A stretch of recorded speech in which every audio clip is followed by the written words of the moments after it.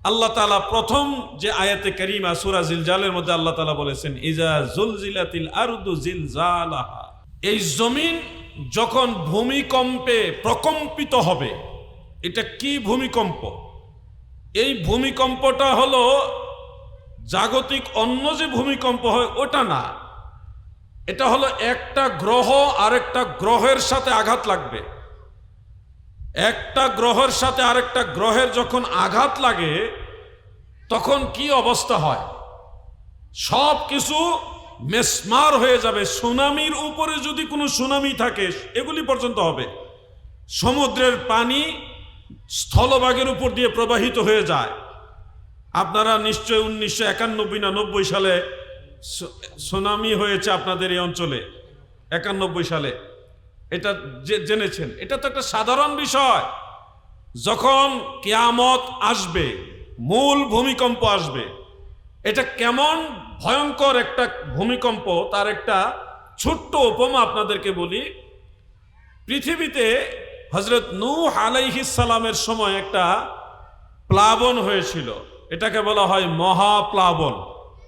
এটা কি কারণে হয়েছিল? বৈজ্ঞানিক বিশ্লেষণে দেখা গেছে আমাদের যে একটা উপগ্রহ আছে চাঁদ, এটা আমাদের পৃথিবীর একটা উপগ্রহ। চাঁদের চেয়েও আরো ছোট একটা উপগ্রহ পৃথিবীর মধ্যে আশ্রয় পড়েছিল সমুদ্রের ভিতরে। কোথায়? সমুদ্রের ভিতরে। যখন এই গ্রহটা আশ্রয় পড়ছে, এই গ্রহের আঘাতে তখন সমুদ্রের বিশাল বড় এরিয়ার পানি ধাক্কা লাগছে। এই পানির ধাক্কা সারা পৃথিবী তখন পানির নিচে চলে গেছিল। এটা হলো বৈজ্ঞানিক ব্যাখ্যা। একটা গ্রহের আঘাতে সমুদ্রের পানি স্থলভাগের সব জায়গার মধ্যে প্রবাহিত হয়েছে। এটাকে বলা হয়েছে মহাপ্লাবন।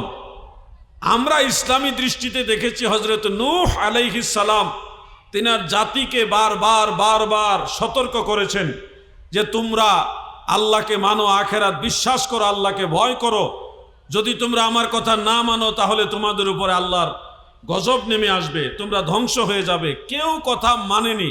হযরত নূহ আলাইহিস সালাম সর্বশেষ উনি ব্যথিত হলেন, কষ্ট পেয়ে তিনি এই জাতির জন্য আর দোয়া করলেন না, বিপরীতটা করলেন।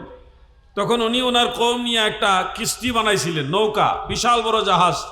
এই জাহাজের বিবরণ সম্পর্কে জানা যায়, বিভিন্ন তফসিরে বিভিন্ন রকম এসছে, বিভিন্ন রেওয়ায়েতে বিভিন্ন রকমের কথা আসছে। এর মধ্যে যেটা প্রসিদ্ধ সেটা হলো এই জাহাজটা ছিল 3 তলা। কয় তলা? 3 তলা। এই 3 তলার মধ্যে কোথায় কিভাবে কি রাখছে এটা আবার একটা বিশাল বিষয়ের ওয়াজ আছে। তো এই ওয়াজের দিকে আমার যাওয়ার মূল উদ্দেশ্য নয়। এই কিস্তি বা জাহাজ পানির উপরে ভাসতেছিল, আর যারা আল্লাহর নবীর দাওয়াত মানেনি তারা সেই মহাপ্লাবনে নিমজ্জিত হয়েছে, পানির নিচে ডুবে তারা মারা গেছে। এই নূহ নবীর কিস্তি ভাসতে ভাসতে জুদি পর্বতে গিয়ে ঠেকছে। কি পর্বত? জুদি পর্বত। এই পর্বতটা কোন জায়গায় বিজ্ঞানীরা এটাও খুঁজে বের করছে। এটা বর্তমানে তুরস্কে পড়েছে। তুরস্ক এবং সিরিয়ার যে বর্ডার এলাকার মধ্যে একটা কিস্তির মতো এইভাবে একটা গাছের পাতার মতো একটা জমিনের চিত্র বা নকশা পাওয়া গেছে। সেই জায়গাটা নিয়ে বিজ্ঞানীরা গবেষণা করছে এবং খনন করছে, করে দেখে কিছু কাঠের টুকরা পাওয়া গেছে। যেই কাঠ কত বছর আগের, এটা গবেষণা করে ওই হযরত নূহ আলাইহিস সালামের সময়ের সাথে এই কাঠের বয়সকাল ম্যাচিং হয়। তার মানে ইসলামের ইতিহাস আর বিজ্ঞানের ব্যাখ্যা একেবারে সেম ম্যাচিং হয়ে গেছে। প্রিয় ভাই আমার, হযরত নূহ আলাইহিস সালামের জামানায় যে মহাপ্লাবন হয়েছে, এটাকে আমার আল্লাহ আজিম বলে নাই, বড় বলে নাই গো। এটা ছিল শুধু একটা প্লাবন, সারা পৃথিবীকে পানির নিচে নিয়ে গিয়েছে। কিন্তু আমার আল্লাহ কিয়ামতকে শাইউন আজিম বলেছেন, অনেক বড় একটা বিষয় বলেছেন।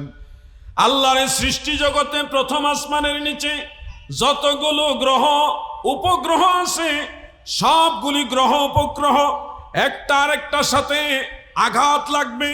শুধুমাত্র একটা গ্রহ বা ছোট্ট একটা গ্রহ এসে সাগরের মধ্যে পড়বে এরকম নয়। এমন এক আঘাত লাগবে, আঘাতের কারণে আকাশের এই যে মেঘমালা, এগুলি কোথাও কোনো কিছু খুঁজে পাবেন না। কি দেখবেন? পৃথিবীর যে বড় বড় পাহাড়, বড় বড় যেগুলি শৃঙ্গ, এগুলি তুলার মতো উঠতেছে, এমন জোরে আঘাত লাগবে। ইজা জুলজিলাতিল আরদু জিলজালাহা, এমন প্রকম্প হবে, ভূমিকম্প এমন ভাবে হবে, পর্বতগুলি তুলার মতো উঠবে, জমিন ভেঙ্গে চুরমার হয়ে যাবে, একেবারে এমন ভাবে ভাঙবে, জমিনের ভিতরে যত গুপ্ত ভান্ডার আছে, ডায়মন্ড আছে, গোল্ড আছে, আরো কত কিছু আছে না, মাটির নিচ থেকে এগুলি সব বের হয়ে আসবে। ওয়াখরাজাতিল আরদু, ওয়াখরাজাতিল আসকালাহা, মানে ভারী ভারী যে জিনিসগুলি, যেগুলি ভারী জিনিস মানে দামি জিনিস, মানুষ খুব বেশি মূল্যায়ন করে, অনেক বেশি এগুলাকে গুরুত্ব দেয়। যেমন আপনার কাছে যদি 10 ভরি স্বর্ণ থাকে, এগুলি কি আপনি বাইরে ফেলে রাখবেন বারান্দার ভিতরে? বারান্দা ফেলে রাখেন নাকি? এগুলি অনেক দামি জিনিস, খুব যত্ন করে সেফলি রাখেন।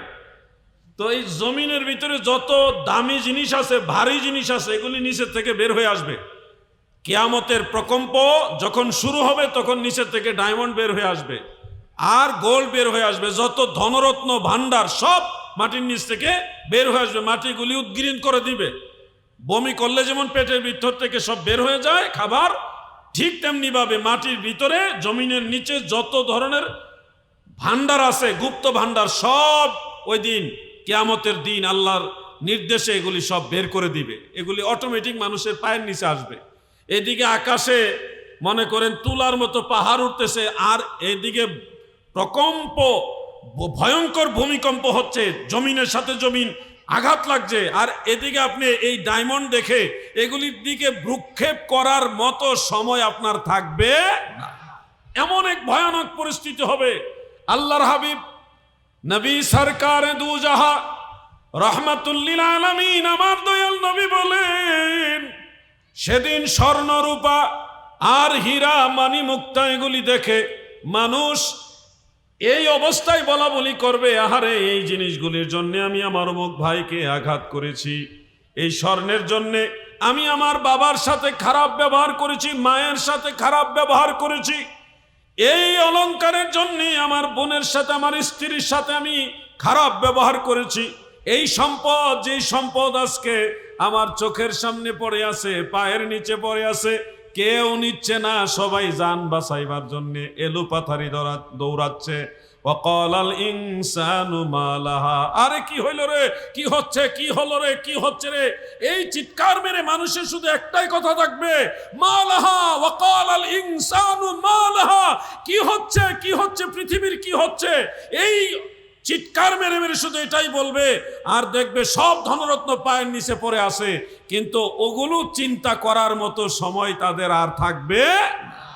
তখন সবার মাথায় একটাই চিন্তা, কি হচ্ছে, কি হচ্ছে, এগুলো কি হচ্ছে, এটা আকাশ ভেঙে পড়ছে, জমিন ভেঙে চুরমার হয়ে যাচ্ছে, সাগরের পানি এলোপাতারি হয়ে যাচ্ছে, সব যেন ধ্বংসলীলার চূড়ান্ত রূপ দেখাচ্ছে।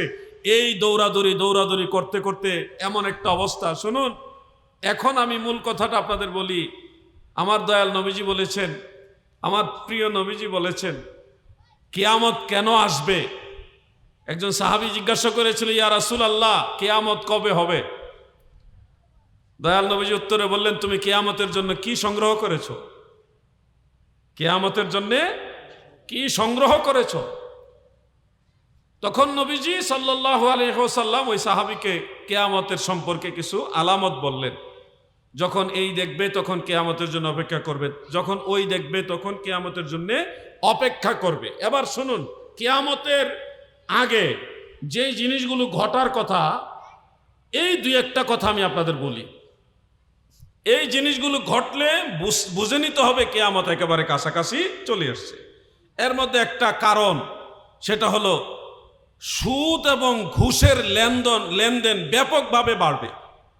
সুদ এবং ঘুষের লেনদেন ব্যাপকভাবে বৃদ্ধি পাবে। এটা কি হয়েছে? আমার আজাদ ভাই বলতেছে, প্রত্যেক ঘরে ঘরে এখন সুদ, ঘুষ ছাড়া কোনো কিছু হয় না। আল্লাহর নবী 1450 বছর আগে বলে গেছেন, তোমরা যখন দেখবে ঘুষ এবং সুদের লেনদেন ব্যাপকভাবে বৃদ্ধি পাচ্ছে, তখনই তোমরা ধরে নিবে কিয়ামত খুব নিকটবর্তী সময় চলে আসছে। আমার দাদু ভাইয়েরা গো, সুদ খায় না এমন লোক পাওয়া এখন খুব কম। এখানেও যারা ওয়াজ শুনতেছেন, অনেক মানুষ এখানেও সুদখোর আছে। আমি বলছি বহুভাবে আছে। কেমনে আছে বুঝাই দেই। ব্যাংকের মধ্যে অ্যাকাউন্ট আছে, আসেনি? অ্যাকাউন্টে বছর শেষে একটা ইন্টারেস্ট আসে গো। 1 বছর টাকা ব্যাংকে ছিল, এই কারণে আপনার টাকার অনুপাতে একটা অংশ আপনাকে ইন্টারেস্ট দেয়। ইন্টারেস্ট মানে হলো লভ্যাংশ, মুনাফা, অথবা সহজ সরল গ্রাম্য ভাষায় হইলো সুদ। 1 বছর পরে দেয়। আপনি তো জানেন না, অথবা জানলে দেখা গেছে টাকা পাইছেন, খুশি হইছেন, ও এক্সট্রা পাওয়া গেছে, লাভ হইছে, কিন্তু এটাই হারাম। এটা কি হারাম? মনে রাখবেন, এই টাকা আপনার জন্য হারাম। তা হুজুর আমরা কি করব? যেই টাকাটা আপনার জন্য হারাম, সুদ হিসেবে, ইন্টারেস্ট হিসেবে আসে ব্যাংকে, এটা কিন্তু কিয়ামতের একটা আলামত, জিলজালের একটা আলামত। এখন এটা আপনি যদি খান, তাহলে আপনি নিজেই কিয়ামতের আলামতের মধ্যে শামিল হইলেন। কি করব হুজুর? সোয়াবের নিয়ত ছাড়া অসহায় দরিদ্র মানুষকে এই টাকাটা দিয়ে দিতে হবে, সোয়াবের নিয়তে না। আমাদের দেশের অনেক ভাইরা চাকরি করে, সরকারি চাকরি কইরা ঘুষ খাইতে খাইতে বেচারা অনেক টাকা একসাথে করছে। এরপরে এই ঘুষের টাকা দিয়ে বেচারা হজ করতে গেছে। কি করতে গেছে? হজ করতে গেছে। ভাবতেছে জীবনে যা গুনাহ করলাম সব এই হজে গিয়ে মাফ হয়ে যাব। জামারায় শয়তানকে মেন করে যে পাথর নিক্ষেপ করা হয়েছিল, সে জামারায় সুগরা কুবরার মধ্যে গিয়ে, আওসাতের মধ্যে গিয়ে পাথর নিক্ষেপ করে। মানে আমাদের সহজ ভাষায় শয়তানকে পাথর মারে। তো শয়তানকে যখন এই সুদখুর আর ঘুষখুরে যাইয়া পাথর মারে, তখন শয়তানও হয়তো মুস্কি মুস্কি হাসে আর বলে, এই তুই আমারে পাথর মানুষকে আমার বুদ্ধি দিয়ে তুই ঘুষ খাইয়া টাকা পাইছ, আমার বুদ্ধি টাকা দিয়ে, হারাম টাকা দিয়ে হজ করতে তুই আমারে পাথর মানুষকে। এরকম আছে না নাই? আমার দাদু ভাইয়ের আমি আগেই বলে লইছি, ওয়াজ কিন্তু সবার কমন পড়তেও পারে, আবার নাও কমন পড়তে পারে। কারণ সূরা জিলজালের ব্যাখ্যা করতে গেলে কথাগুলি চলে আসবে। এটা কিয়ামতের বিষয়ের কথা, কিয়ামতের সাথে রিলেটেড আরো অনেক কথা আসবে। ও আমার ভাইয়েরা, মা বোনেরা গো, কিস্তির নামে আপনাদের ঘরে ঘরে সুদ ঢুকায় দিছে আপনাদের চট্টগ্রামের সন্তান। কিস্তির নামে মা বোনদের ঘরে ঘরে সুদের লেনদেন ঢুকায় যিনি দিছে, তিনি আন্তর্জাতিক নোবেল পুরস্কার পাইছে সুদের লেনদেন করাইবার কারণে। নোবেল পুরস্কার যারে তারে দেয় না, বুঝতে হবে এটা ইসলাম ধর্মের বড় ধরনের ক্ষতি করতে পারছে, এই জন্য তারা পুরস্কার দিছে। ভাইও, ওয়াজ কমন নাও পড়তে পারে। দাদু আমার, এবার আসুন মা বোনেরা, কিস্তি লইয়া আমাদের অনেক দরিদ্র ভাইয়েরা বাবারা আছে, কিস্তি, এগুলি কিস্তির মাধ্যমে টাকা উঠাইয়া একটা কিছু কিনে তারপরে ব্যবসা বাণিজ্য করে, বা একটা গাড়ি কিনতে গেছে কিস্তিতে টাকা নিছে, এমন আছে না ভাই? হালাল জিন্দিগি আর হারাম জিন্দিগি সম্পর্কে আপনার বুঝতে হবে। আমাদের এদিকে বাজি কয়, বাজি, আতশবাজি। এই আতশবাজি যদি কেউ এখানে ফুটায় দেয়, শ্রোতাদের ম্যাক্সিমাম দিব দৌড়। কি নরসিংদী এক মাহফিলে গেছিলাম, দুষ্ট ওয়াহাবিরা ওয়াজ যখন জন্মাইছে, মানুষ চাতক পাখির মতো ওয়াজ শুনতেছে, মাহফিলের থেকে একটু দূরে দিছে আতশবাজি ফুটাইয়া, আর শ্রোতাদের মধ্যে কয়েকজন দিছে দৌড়। মোটামুটি 3 ভাগের 1 ভাগ দৌড়, 3 ভাগের 1 ভাগ দৌড়। আরে আইসে রে, কেটা জানে মারছে রে। পরে আমি বললাম এটা আতশবাজি, বাচ্চারা দুষ্টামি করছে। পরে আবার আস্তে আস্তে আইসে। আমরা কিন্তু এত ভীতু হইলে হবে না। ইমাম হুসাইনের সৈনিক যারা, তারা ভীতু হইলে হবে না। হুসাইনি সৈনিকরা যখন হুঙ্কার দিবে, ইয়াজিদের প্রাসাদ ভেঙ্গে চুরমার হয়ে যেতে হবে, ঠিক কিনা বলেন? এজন্য আপনারা সাহসী হতে হবে। বেচারা কুদাল দিয়ে একটা জিনিস হয়তো চাষতেছে, এটার আওয়াজ আপনারা ডরে ওইদিকে চাইতেছেন, লেগে এটা কোয়া লাগলো আর কি। একটু দরুদ শরীফ পড়ুন, আল্লাহুম্মা সাল্লি আলা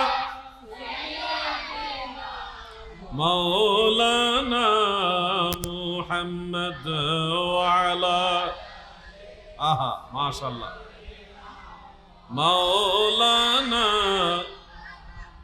আমার দাদু ভাইরা দেখছেন আপনাদের দরুদ শরীফের মধ্যে কত মায়া, কত মহব্বত। মুরব্বীরা যতটা মহব্বত দিয়ে দরুদ পড়ে, এর চেয়ে বেশি মহব্বত দিয়ে দরুদ পড়ে আমার এই ছোট ভাইয়েরা। এই যে ইয়াং জানার ভবিষ্যৎ প্রজন্ম যারা, তাদের দরুদ শরীফের ভিতরে একটা আলাদা মহব্বত আছে। মারহাবা বলেন।